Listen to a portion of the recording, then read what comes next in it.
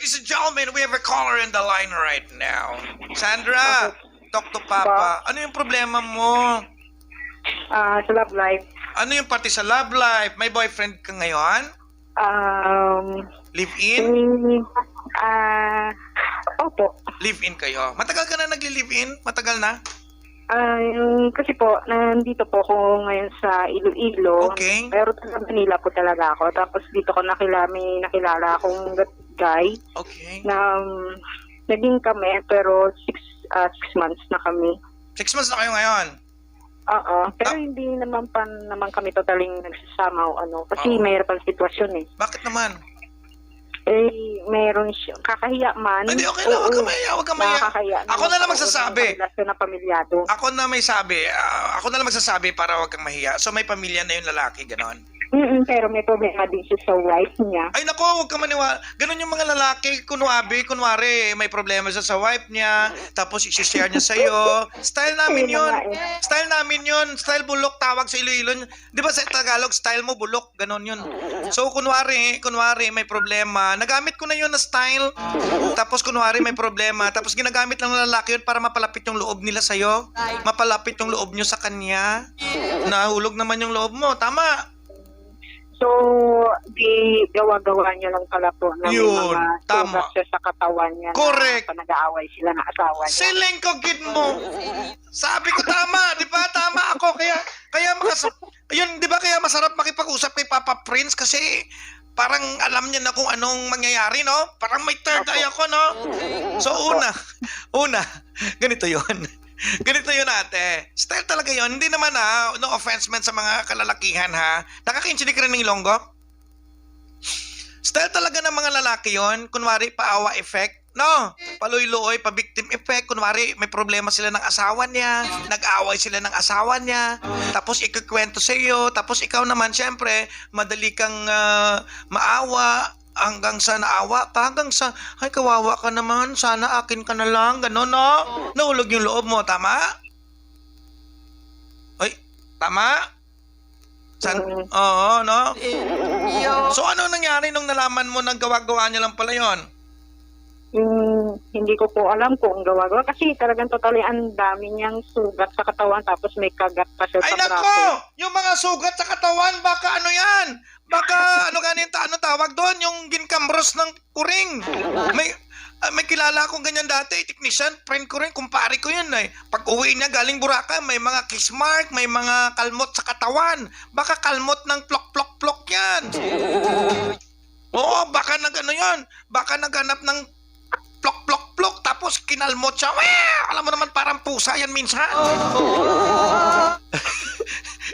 Ilang taon ka na ate? How old are you? 35. 35. May anak ka na rin? May pamilya ka dati? May mga anak ka na rin? Na. Po? Sabi ko, first time mo bang magka-boyfriend? Hindi naman? Dito lang.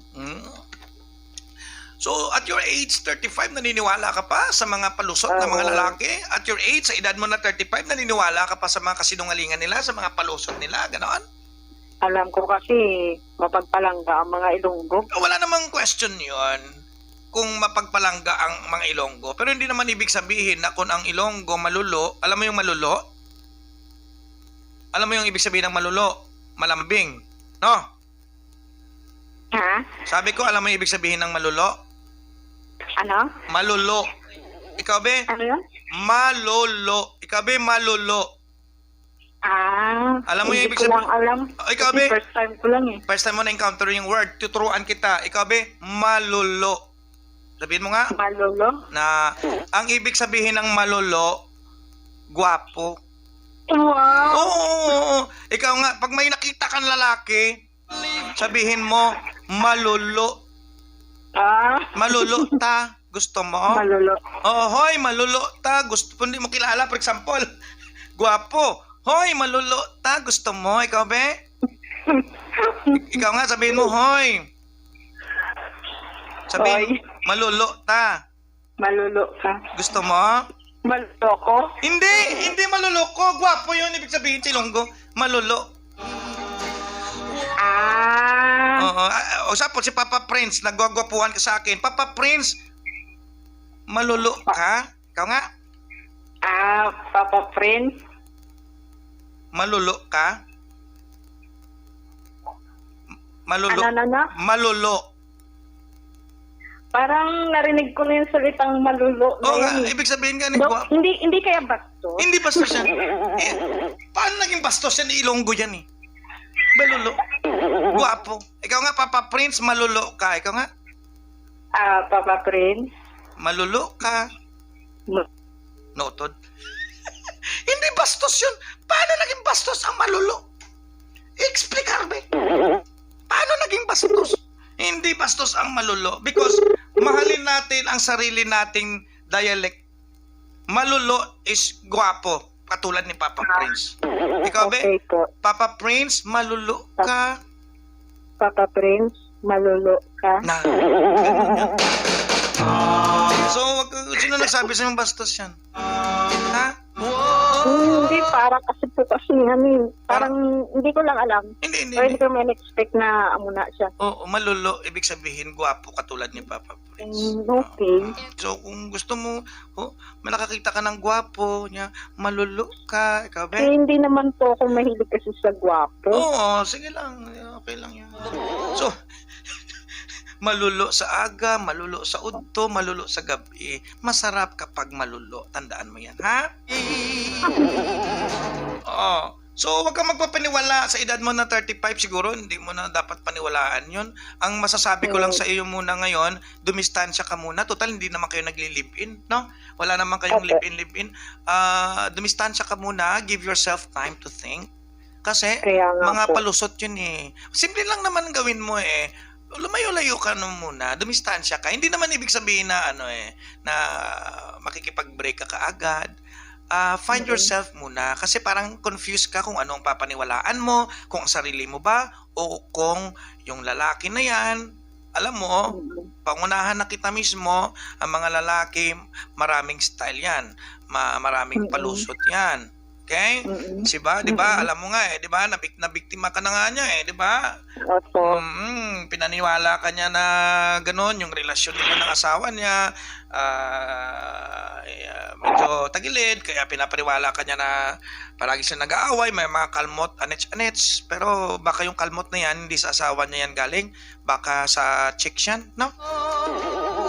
So, wag ka masyado magpapaniwala. Give yourself a break. Siguro yun ang pinaka the best na ma-advise ko sa'yo. Give yourself a break.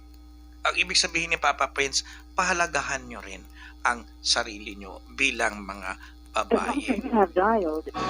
Wala na, baka lobat na. So, amo na, sa mga gapamati sa Talk to Papa. Ikaw, nga gapamati subong. Ikaw, paano mo Tagalugon ko na lang. Ha? Paano mo pinapahalagahan ang sarili mo bilang isang babae?